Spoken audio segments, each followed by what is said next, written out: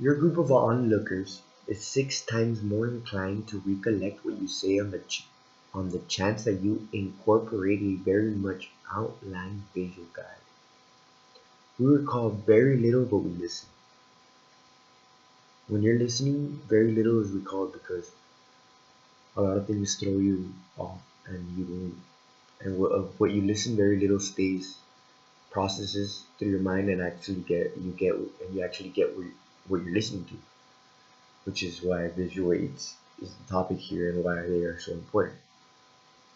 A much greater amount of what is remembered is what we see, and yet even more what we do.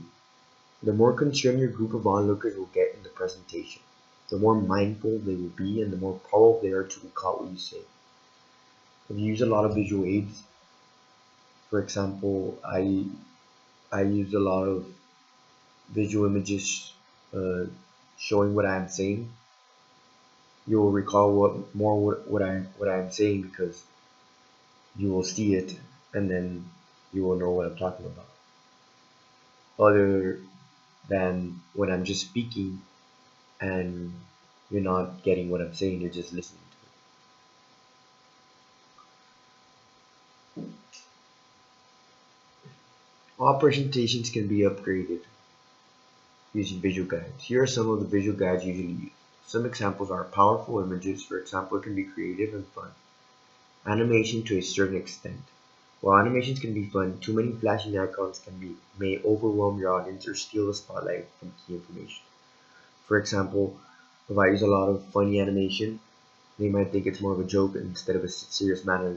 Let's say for example, I'm making a presentation on kids not going to school because of lack of transportation, and I'm using funny animations. People might see it as a joke and not as a serious matter. Which is why is it important to highlight key points so that the audience can see what is important and what is more of a joke or not as important. It can review information bit by bit, as well as video and sound.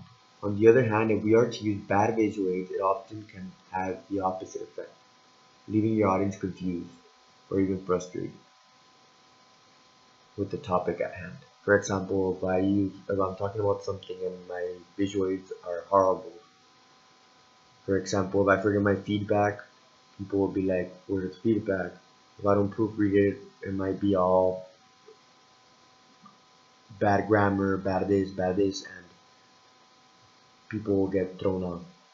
And especially visual aids, for example, using hard fonts to read, and then the audience can't read the font, and that throws them off, and they don't listen to is happening next. As we can see, visual aids is a very important factor in having success in speeches and presentations.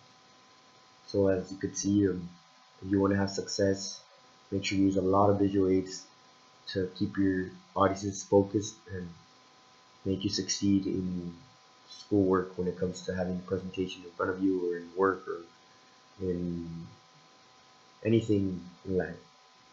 Thank you very much.